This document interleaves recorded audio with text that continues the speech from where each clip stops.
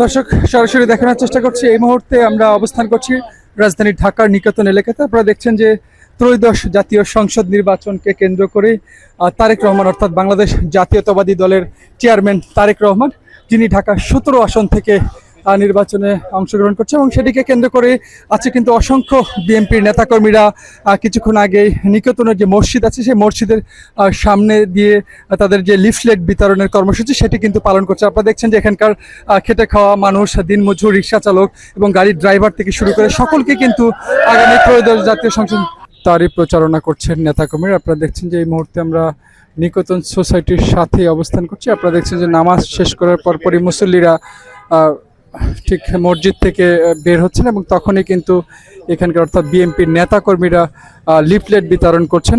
আগামী ত্রয়োদশ জাতীয় সংসদ নির্বাচন অনুষ্ঠিত হতে যাচ্ছে 2026 সালের ফেব্রুয়ারিতে, আর মাত্র কয়েকদিন বাকি রয়েছে এবং সেটিকে কেন্দ্র করেই প্রচারণা শুরু হয়েছে গত 22 তারিখ থেকে এবং সেটিকে কেন্দ্র করে আপনারা দেখছেন যে এখন পর্যন্ত রাজধানী ঢাকার গুরুত্বপূর্ণ স্থান অর্থাৎ বলা যায় যে নিকেতন সোসাইটির গুলশান এলাকাতে নির্বাচনী প্রচারণা করছেন এখানকার বিএনপির যারা নেতাকর্মী আছেন। সবাই কিন্তু মসজিদের পাশে অবস্থান করছে এবং সেই জায়গা থেকে কিন্তু দেখছেন যে সবাইকে লিফলেট বিতরণ করছেন। আগামী জাতীয় সংসদ নির্বাচন যাতে বাংলাদেশ জাতীয়তাবাদী দল বিএনপির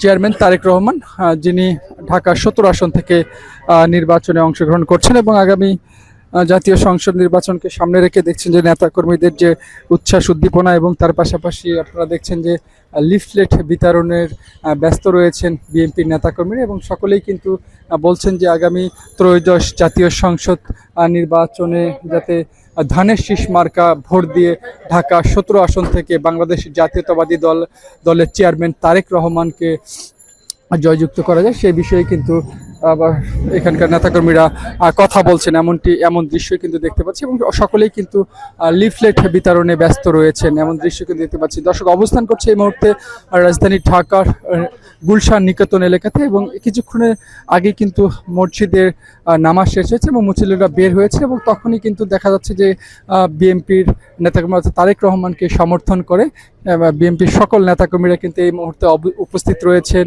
মসজিদের পাশে এবং এখানকার মুসল্লিদেরকে সকলকে কিন্তু লিফলেট দিচ্ছেন এমন দৃশ্য কিন্তু আমরা দেখতে পাচ্ছি এই মুহূর্তে। আমার এখানে প্রতিনিধিত্ব করছেন। আমরা প্রতিদিনের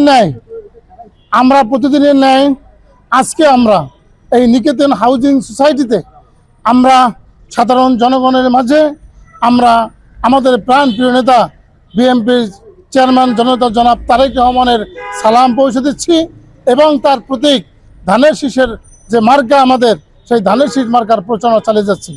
আপনারা জানেন 12ই জানুয়ারি দীর্ঘ 17 বছর পরে 12ই জানুয়ারি সারা বাংলাদেশের মানুষ ভোট কেন্দ্রে গিয়ে তাদের গণতান্ত্রিক অধিকার যে ভোট সেই 12ই ফেব্রুয়ারি সেই ভোট তারা প্রদান করবেন ইনশাআল্লাহ। আমরা আশা করি এই নিকেতন সোসাইটি সহ সারা বাংলাদেশের মানুষ আমাদের প্রাণপ্রিয় নেতা জননেতা জনাব তারেক রহমানের প্রতীক এবং বাংলাদেশের আস্থার প্রতীক ধানের শীষ মার্কায় তারা ভোট দিয়ে আমাদের প্রাণপ্রিয় নেতাকে বাংলাদেশের প্রধানমন্ত্রী বানাবেন এবং বিশেষ করে এই ঢাকা 17 আসনের জনগণ হবে সবচেয়ে বড় ভাগ্যবান।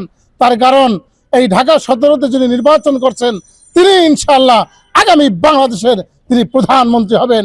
এটা ঢাকা 17 আসনের সাধারণ জনগণ যারা আছেন এবং সকলের আমাদের প্রাণপ্রিয় নেতা জনাব তারেক রহমানই হচ্ছেন আগামী দিনের প্রধানমন্ত্রী ইনশাআল্লাহ। তাই আলহামদুলিল্লাহ শুধু ঢাকা 17 নয় সারা বাংলাদেশে ধানের শীষের যে রব উঠেছে ইনশাআল্লাহ ধানের শীষ সারা বাংলাদেশে যেখানে প্রতিদ্বন্দ্বিতা করছে ইনশাআল্লাহ আমরা সিংহভাগ আসন নিয়ে সবচেয়ে বেশি আসন নিয়ে আমরা সরকার গঠন করব ইনশাআল্লাহ।